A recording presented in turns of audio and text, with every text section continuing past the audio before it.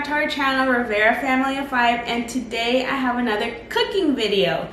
So today I'm going to show you guys a keto-friendly chicken stir-fry meal that I eat. I'm currently in a meal plan, so that's part of my meal plan, and I'm going to show you guys what I eat, or what's my lunch idea.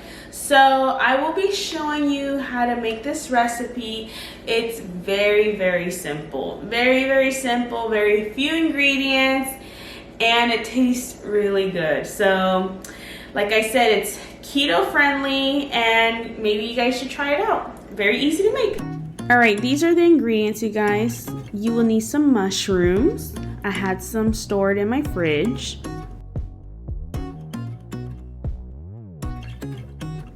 Then you will need some broccoli, any type of broccoli.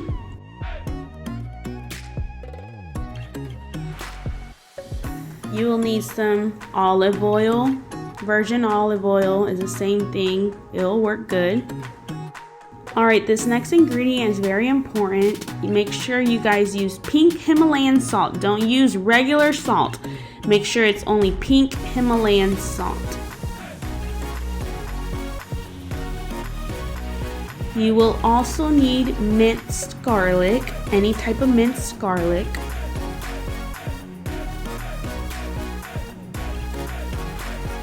Alright, for this next ingredient, do not use any kind of butter. The one I used is this brand, Kerrygold.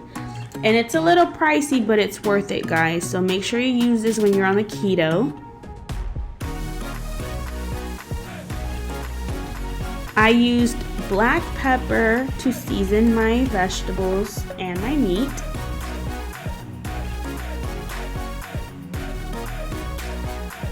Okay everyone, so for this next ingredient is chicken breast. I already had some cooked that I made the other day and just had it stored in my fridge.